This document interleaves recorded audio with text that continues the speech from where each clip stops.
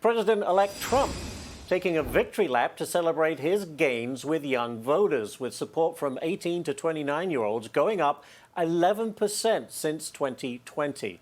Carine Hajjar joins us now. Carine, I guess the obvious question is, why are younger generations of Americans returning to what you could say are traditional family and Christian values? Well, I think it might be too far to say that they're necessarily returning. Has been a drop in religiosity in the country. In 1998, you had over 60% of Americans saying that religion was very important to them. Today, it's around 40%, 45%. And then less people are having children too. But what you are seeing is a coherent movement. And at least in my lifetime, this is the first time I've seen the right, just in talking to voters and in the organization of this election, harness the youth vote and sort of give a voice to young Americans who do value traditional values. And I think you saw that in a big way in President Trump's speech at the recent convention with Charlie Kirk. He was talking about not only returning to common sense policies, but also the way that they were harnessing social media and TikTok on the campaign. First time giving a platform to these more traditional conservative values in such a youthful way.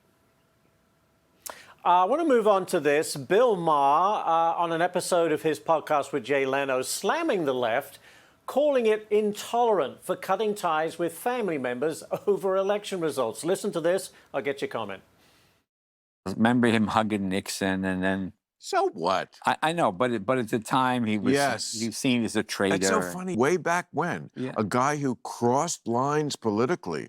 Ooh, the worst thing you could ever do, be friends with a Republican? Call 911. This is what I hate about the left. Just the idea that, cut your family off for Thanksgiving if they voted for the wrong guy. Well, off, you. Well, we know how he thinks, but take a look at this, Carine. New polling shows that 61% of Democrats find spending time with family and friends around the holidays makes them more stressed. What does this say about those who are left-leaning in their politics? They have zero tolerance, which, it's supposed to be free speech, but it's only free if you agree with them.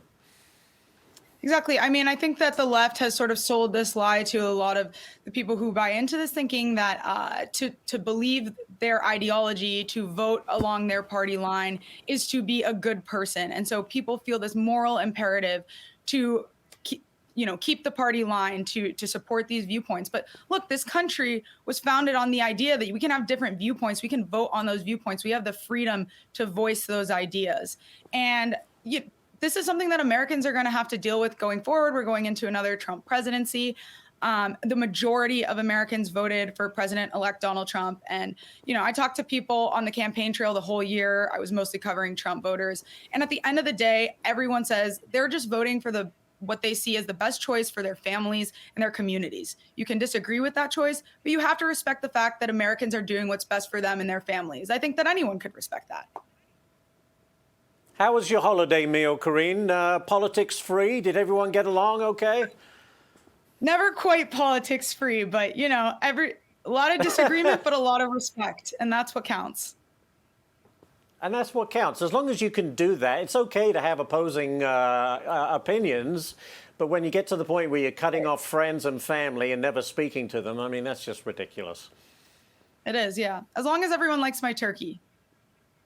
I bet we can all agree on that. Carine, thank you so much for taking time out today to chat with us. We always appreciate it.